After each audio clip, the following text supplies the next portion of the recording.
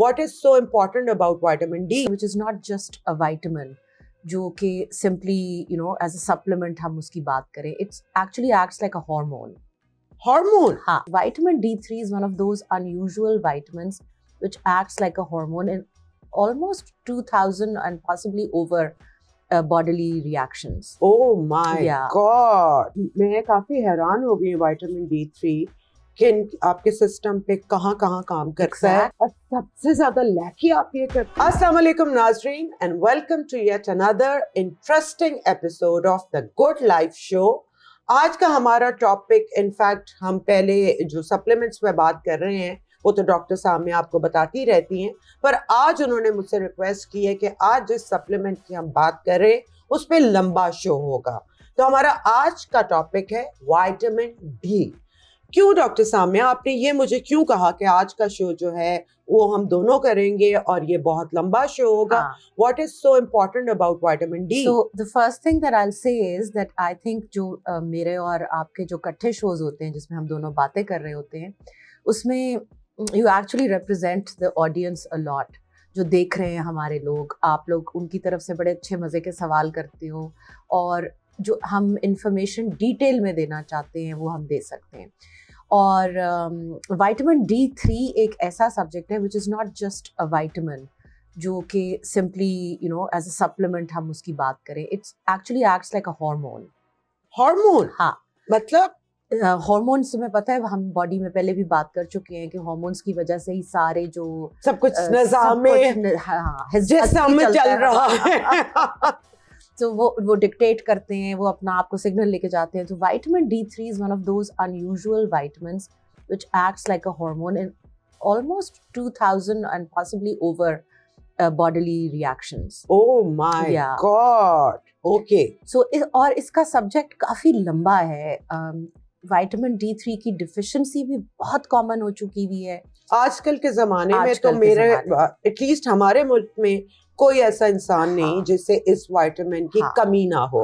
Why is that? Because उसका जो हमारे अंदर विटामिन D3 सिंथेसाइज होती है ना, वो सबसे ज्यादा उसकी जो सोर्स है वो सनलाइट है। और वो भी एक particular duration of hours, like आपका जो दोपहर 2 बजे पीक पे सूरज होता है उसके अंदर आपका कोई घंटे 2 का एक्सपोजर होगा ऑन ऑल योर स्किन, तो तब आपकी विटामिन डी हम तो वैसे काले हो जाते हैं। People like me, you can afford to have it. हम क्या करेंगे? सन ब्लॉक तो हम सभी लगाते हैं और अगर इवन हम SPF 15 लगा लेते हैं ना तो उससे भी इतनी अब्जॉर्प्शन कम हो जाती है विटामिन D3 की। सो जो लोग एक्सपोज भी करते हैं, सन बेदिंग भी करते हैं, वो भी अपने ऊपर वो SPF 15 तो कम अज कम लगाते ही हैं। यूजुअली तो मैंने देखा है लोग 40-50 तक जाते हैं, पर बॉडी के ऊपर SPF 15 लगा लेते हैं। मैं तो कोई सबसे ज्यादा कोई 100 टाइप मिलता है मुझे तो वो लगाती हूँ। So, उससे ये होना शुरू हुआ है कि ग्रेजुअली हमारे अंदर विटामिन D3 की डिफिशिएंसी आनी शुरू हो गई है। Because of the ozone I guess. अब सनलाइट भी आपको सनलाइट भी बुरी तरह हार्मफुल है। Okay. So, circadian rhythm भी upset हो जाता है। D3 and circadian rhythm are also related. So, D3 acts like a hormone in so many interactions and actions in the body, so many enzymatic reactions that you will be surprised. अच्छा। और इसकी deficiency जो है वो तो अब all over the world, I think 70% population में शायद एक roughly guess मैं अगर करूँ तो कहते हैं कि everybody is vitamin D3 deficient. मेरे पास जो पेशेंट्स आते हैं, I have not seen a single patient unless they are supplementing जो डिफिशिएंट ना हो। मैंने खुद जब अपने आप को टेस्ट करवाया था तो आई वाज सिवियरली इनसफिशिएंट। अच्छा, मेरे रीसेंट टेस्ट में बिकॉज मैं सप्लीमेंट्स लेती हूँ, हाँ नहीं अब तो खैर तो वो बिल्कुल ठीक आया था। तो मैं 103 पे, like I am over the maximum recommended limit, which also I think is a little bit of a rubbish. लेकिन before I started my supplementation, I was surprised to find out how deficient I was. But this is one area जिसमें our doctors have really kept up with the trend. And I see अब आजकल के जो practitioners हैं वो आपका जब routine में कोई भी ब्लड टेस्ट कराते हैं, पैनल कराते हैं, तो उसमें वो आपका D3 जरूर करवाते हैं और सप्लीमेंटेशन देते भी जरूर हैं। ये मैंने देखा है physicians, gynaecologist, dermatologist across the board. इसकी एक रिकग्निशन अब हो चुकी है कि ये एक बहुत इम्पोर्टेंट हार्मोन की तरह एक्ट करने वाला विटामिन है और इसके बगैर आपका निज़ाम नहीं सही चलेगा। ऑलराइट, तो क्या इंडिकेशंस वैसे इंसान को होती हैं अगर आप लैक कर रहे हो विटामिन डी? अच्छा, विटामिन D3 उसकी हाउ वी डिटरमिन, एक तो हम ब्लड लेवल से तो डिटरमिन करते ही करते हैं जो कि एक टिपिकल टेस्ट है, लेकिन फंक्शनल मेडिसिन में as I have told you before that patient's history becomes really important. I meant to ask कि ऐसी क्या सिम्टम्स होंगे जिसकी वजह से किसी भी इंसान को जाके अपना चेक जरूर करवाना चाहिए, या आप रिकमेंड करती है हर एक को कराना? ओह, हर एक को. This is something that you are all deficient in this without a doubt. Unless आप बगैर अपर टॉर्सो पे कुछ पहने हुए आपका जो काम है वो खेतों में है and you're exposed to the sunlight or you're a lifeguard, जो यहाँ पे तो कोई स्विमिंग का कल्चर ही नहीं है, so there is only they are good at. So you are deficient. Everybody is deficient. हम तो बच्चों को अब इतना प्रोटेक्ट करते हैं सन से, बच्चे बाहर खेलते ही नहीं है, धूप में बैठना, मैंने तो देखा है सारे लोग धूप में बैठना अवॉइड ही कर रहे होते हैं अब गर्मियों में तो। और हमारा इतना इंटेंस मौसम है कि हमारे लिए वो एक मॉडरेट मौसम इतने कम दिनों के लिए होता है कि we do avoid sunlight mostly. Okay. So everybody is deficient. There is just no question about it. Okay. Unless you're supplementing already. अच्छा, तो ब्लड टेस्ट आपने हर एक को चाहिए कि अपना करा ले, और इसमें कोई एज? हाँ, एज का इसमें ये है कि as you age your requirement increases. Okay. So people who are older उनकी requirement बढ़ जाती है. Older as in कब old होते हैं? Under 70 भी अगर आप देखो लोगों को तो उनकी भी requirement बहुत ज़्यादा होती है, but 70 and above तो फिर it really increases. Okay. Also इसकी requirement उस हिसाब से भी बढ़ती है कि आप मोटे कितने हो, आपका बॉडी मास इंडेक्स कितना है, तो उतना ही आपको लेना पड़ेगा. Oh my God. Okay. If you remember, your supplementation is once in 2 weeks, I think. Yes, vitamin D की.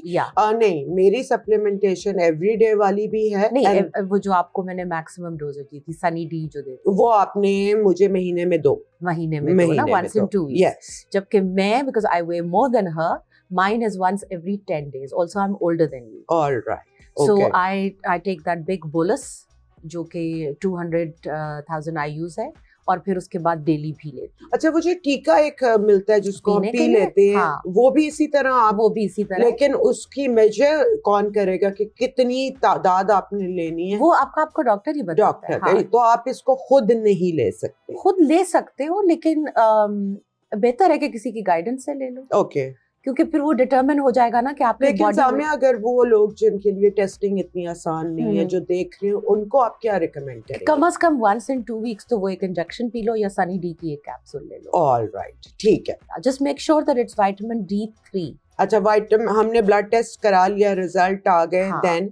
अच्छा, अब रिजल्ट्स जो आ गए उसमें कम से कम 50 to 70 के बीच में आपका होना चाहिए. अच्छा. So sometimes आप जो उसमें लेवल्स हैं उसमें लिखा होता है, so आपका लेवल 42 होगा, 43 होगा, but according to the normal range that these blood tests give, उसके अंदर वो आएगा नॉर्मल रेंज के अंदर, but it is still on the low side. बिल्कुल. So what we like to do is we like to find out about the patient's symptoms. Okay. अच्छा, vitamin D3 के blood levels इसलिए भी थोड़े unreliable होते हैं कि इसका जो असल इफेक्ट है वो तो सेल के अंदर होना है. This is a fat soluble vitamin, यानी कि ये फैट में घुल मतलब हजम होते हैं. इसको एब्जॉर्ब करने के लिए हमें फैट रिक्वायर्ड है. ओके.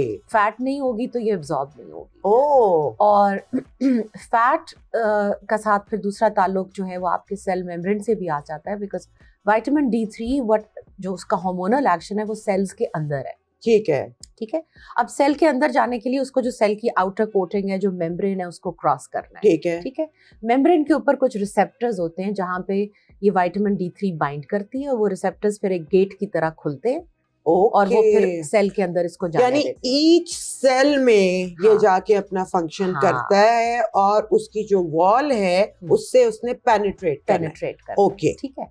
अब अगर ब्लड लेवल हमारे समझो मेरा 103 आता है, जो कि अगर मैं ब्लड टेस्ट की रिकमेंडेशंस देखूं तो उसमें टॉक्सिसिटी लेवल वो, यानी कि अगर आप ज्यादा ले लें उनके मुताबिक टॉक्सिसिटी लेवल में जा रहा है, क्योंकि मैंने 100 क्रॉस कर दिया. ओके. लेकिन मैं उस पे नहीं जा रही, मैं जा रही हूँ कि वो सेल के अंदर कितना जा रहा है.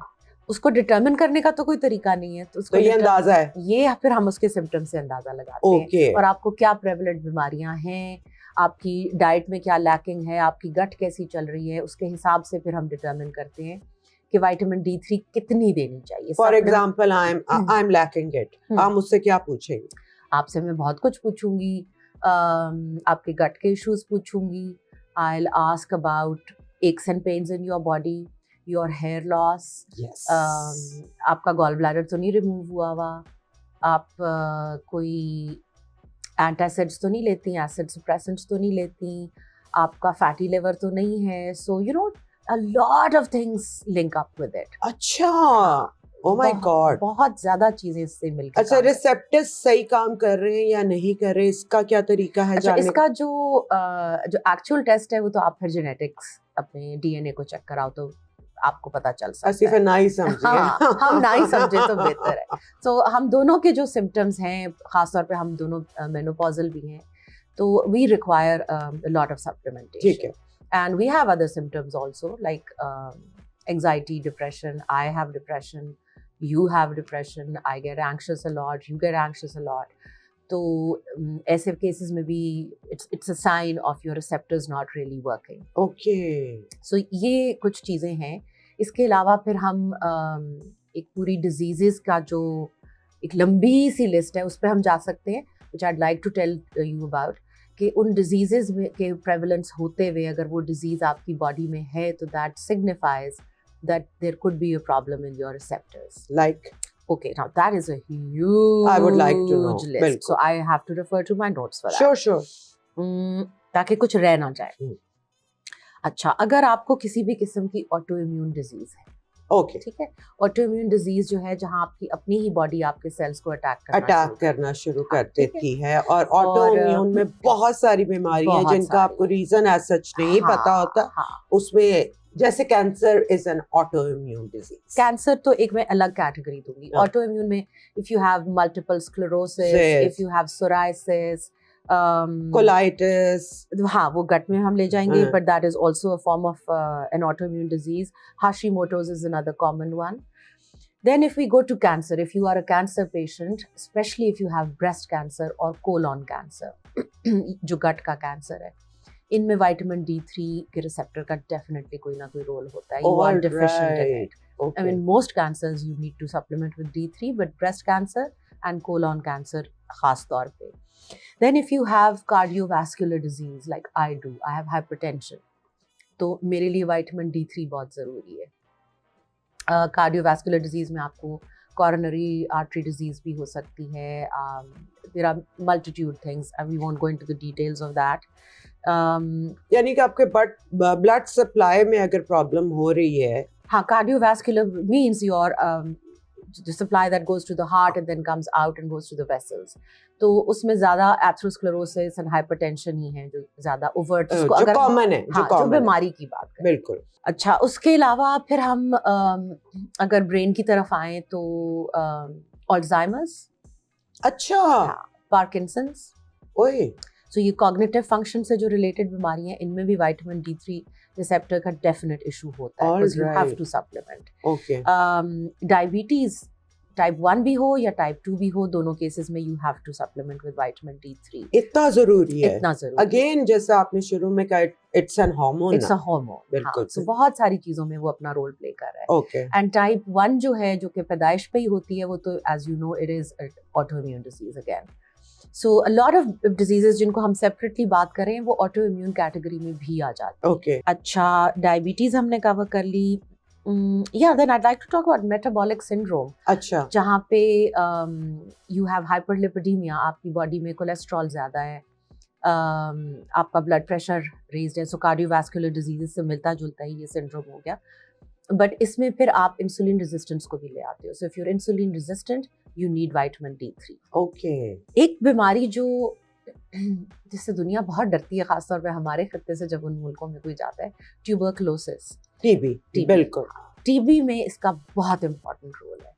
और अगर आपको याद हो कि जो पुराने ज़माने में जो सैनिटोरियम्स होते थे जिसमें टीबी के पेशेंट्स को भेजते थे, they used to be in higher altitudes where they would be exposed to the sun on a खुली daily basis. फिजा में भेज दिया हाँ, जाता था टीबी हाँ, के मुझे it was a very romantic बीमारी Yeah, फिल्मों में तो बहुत रोमांटिक मतलब गम में हीरोइन को जरूर टीबी होती थी और टीबी भी जो लोग रहते थे रोशनी से कम तंग घरों में जहाँ हवा नहीं आती थी उनको तुमने खुद ही कह दिया हाँ बिल्कुल बिल्कुल the link is there. उसके अलावा ये अब तुमने रोशनी और तंग चीजों की बात की है तो respiratory diseases asthma, pulmonary disease, if you are very prone to infections, खास तौर पे respiratory infections, then you definitely need vitamin D3. And if you supplement with vitamin D3, you'll be surprised कि 75% आपका infections का rate reduce हो जाता है. Oh my God! So there are people who are very prone to flus and यानी जिनकी immunity low है. Immunity low है. Okay. हाँ, उनके लिए ये तो ये बहुत आपकी ज़रूरी है. immunity के लिए भी Yes, बहुत जरूरी है. absolutely. Oh my God! तो मुझे बताओ कि कोविड में कोई था इसका? मेजर रोल था, मेजर. एक्चुअली कोविड के बाद इसका जो एंटीवायरल रोल है वो बहुत ज्यादा खुल के सामने आया है. Okay. Because the people who lacked vitamin D3 उनका जो कोविड का प्रोग्नोसिस था it was really bad. And again if you see कि जो जिनको कुछ डिजीजेस थी जिनको लोग कहते थे उनका कोविड बुरा होगा, डायबिटीज आ जाती है, बीइंग ओवरवेट आ जाता है, हाइपरटेंशन आ जाती है, वो सारी भी विटामिन D3 डिफिशिएंसी से रिलेटेड कंडीशंस हैं. सो कोविड में जिन लोगों को जिंक, सेलेनियम और विटामिन D3 से सप्लीमेंट किया गया, उनकी अगर उनको वो इन्फेक्शन हो भी जाती थी तो उसकी जो आउटकम होती थी वो ज़रा माइल्ड होती थी. कुछ लोग तो हैं जिनको प्रिवेंट ही हो गया, हुआ ही नहीं. Like me. या फूड एलर्जीज अगर आपको ज़्यादा हो, that is also a sign of vitamin D3 deficiency. Gut के issues, IBS, Crohn's disease, ulcerative colitis, ये सारी चीज़ें again there are signs of vitamin D3 receptor malfunction. Vitiligo, really? हाँ, जो फुलबेरी जो हमने एक दफ़ा पहले भी इसका जिक्र किया है गट से रिलेटेड अपने शो में, उसमें भी that's again an auto immune condition. Exactly. So you know अच्छा, स्ट्रेंजली इनफ इसका मूड से भी बहुत ताल्लुक है. जिन मुल्कों में सूरज बहुत कम निकलता है उनमें डिप्रेशन का इंसिडेंस बहुत ज़्यादा होता है. मुझे याद है जब मुझे हो जाता है जब मैं I usually go to Europe. I find it very depressing. But when I used to live there, and I've lived in London for like 5 years in my life, those 9 months जिनमें सूरज नहीं निकलता, my God, और तब तो ये ना anti depressants का कोई कॉन्सेप्ट था, ना D3 और का कोई हमें डिप्रेशन का पता भी नहीं था पता भी कि हम उदास क्यों हो रहे हैं. रो के बुरा हाल, मोटिवेशन खत्म, परेशानी, एंजाइटी तो आई थिंक अब दुनिया में ज्यादा हुई है. Depression was probably always there, but anxiety is now more prevalent, I think, in the modern era because of the inflow of knowledge and mind can't, you just can't cope. ADHD type हम लोगों को symptoms होना शुरू हो गए. We constantly keep scrolling. अच्छा, अब ये डिप्रेशन और एंजाइटी और दिमाग की मैं बात कर रही हूँ तो let me talk about this very interesting thing. PTSD में इसका बड़ा रोल है. Post-traumatic stress disorder. Okay. So if you suffer from post-traumatic stress disorder, then again you need to take vitamin D3 because it will stabilize your अच्छा, mind. उसका PTSD का आपको कैसे पता चलता है कि मुझे ये प्रॉब्लम है? PTSD यूजुअली आपका साइकाइट्रिस्ट या डॉक्टर डायग्नोज करेगा, बट होंगे वो पेशेंट्स जिनके साथ कोई इतना मेजर ट्रॉमेटिक इवेंट हुआ हुआ है जिससे उनकी स्पेशली फौजियों को ये होता है जब वो जंग से वापस आते हैं. फौजियों को होता है. Also like I had a very bad fall almost a year and a half ago. Yes. So अगर आप गिरे हो उसके बाद आपको PTSD होगा. If you've gone through sudden surgery, some kind of major surgery, तो basically trauma, post-traumatic stress disorder. If you lose a dear one, आपके parents की death के बाद आपको होता है when your life suddenly changes. Exactly. Okay. Exactly. Domestic abuse.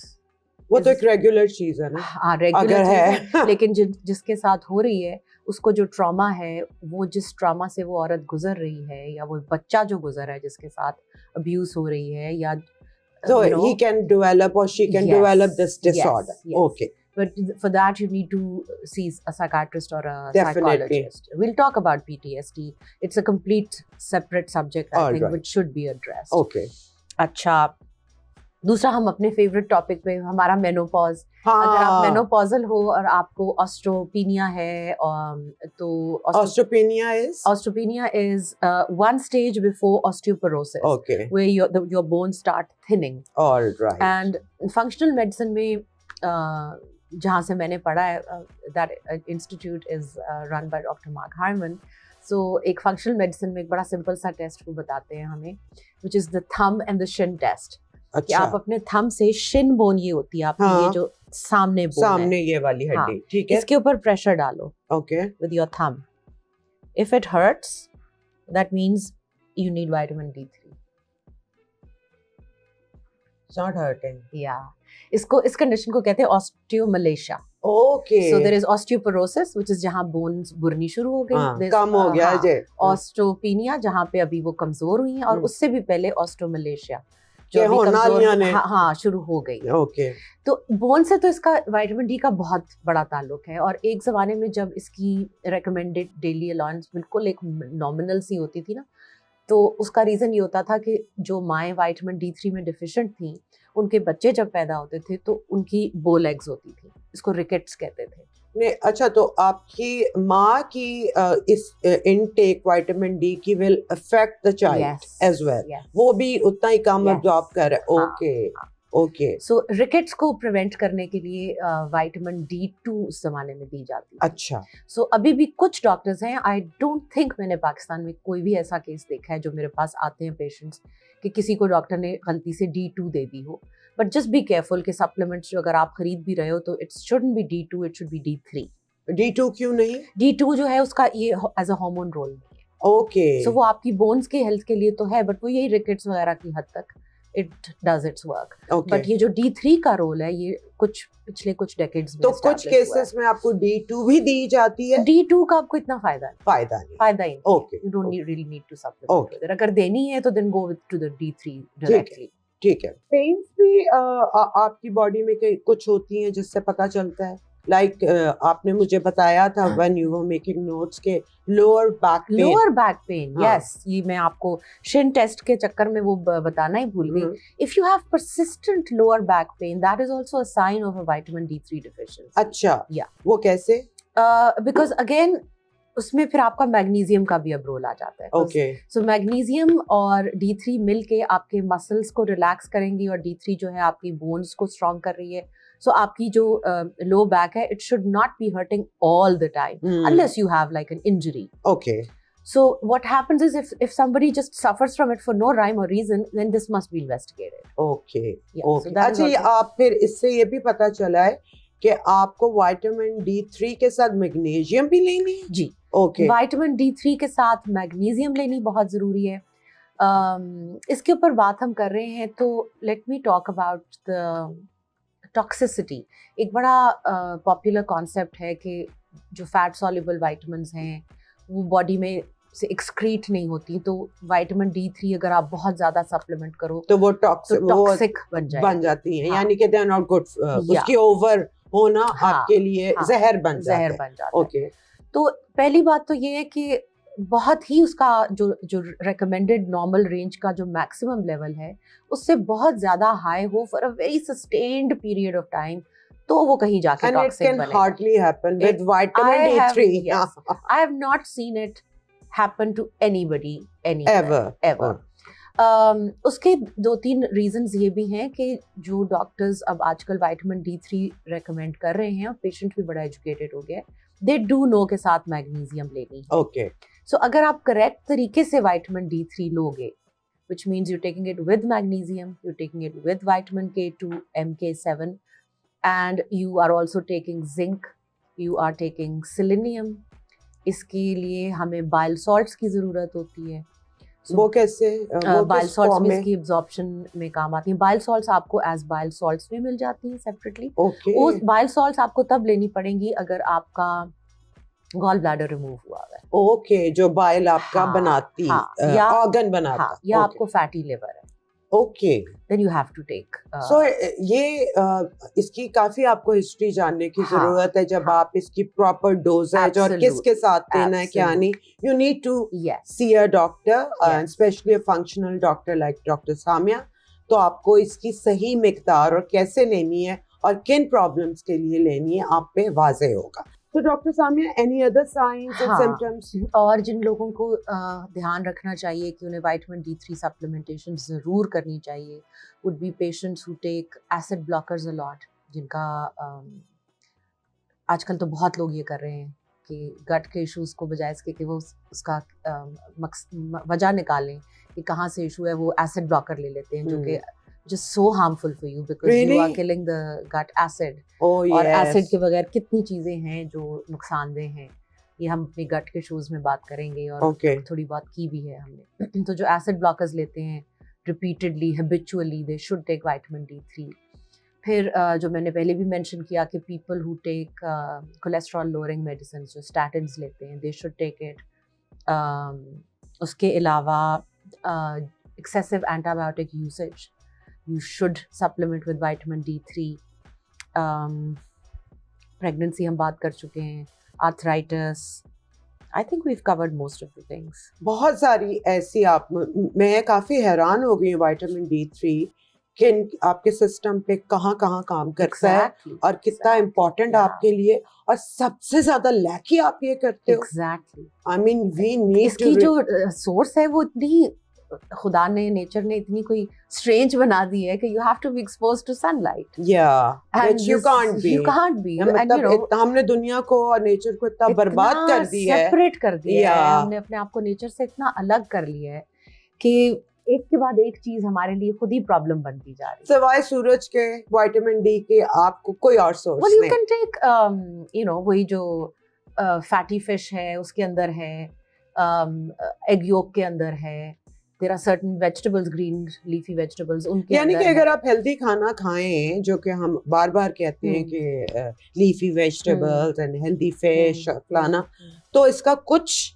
आप कर सकते हो, लेकिन ऑप्टिमम इसका नहीं होगा। हाँ, उसके लिए आपको ये कम से कम सप्लीमेंट करने की जरूरत है, और इसके साथ कुछ ऐसे सप्लीमेंट्स लेने जिससे ये सही तरह पे अब्सॉर्ब होगा। क्योंकि अगर आप K2 नहीं लोगे, don't take vitamin K2, then वो जो कैल्शियम जहाँ जानी है वो वहाँ नहीं जाएगी। बिल्कुल। तो फिर उसका फायदा कोई नहीं होगा। ये आपके अगले जो आप सप्लीमेंट कर रही हैं दैट इज K2, तो उससे हमारे नाज़रीन को बहुत अंदाजा हो जाएगा। होपफुली आज भी आपको विटामिन D3 की इम्पोर्टेंस का तो पता चल गया होगा।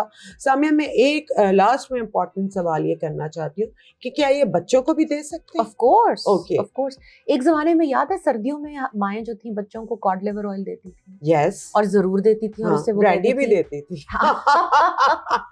Cod liver oil nothing to do with it. But cod liver oil से वो कहती थी कि बच्चों को इन्फेक्शंस कम होती हैं, उसके अंदर विटामिन A और D3 है ना, ओके, इसलिए। All right. तो आप ये सप्लीमेंटेशन से पहले आप कोशिश करें, अब तो YouTube पे हमारे जैसे बहुत सारे प्रोग्राम्स भी अवेलेबल हैं, खुद उनको सुने, रिसर्च करें और देखें कि आपको किन किन चीज़ों की कमी है। Make them part of your life, ताकि आपकी जिंदगी अल्लाह ने जितनी भी दी है सेहत के साथ और आसानी के साथ गुजर सके। Thank you so much. Thank you.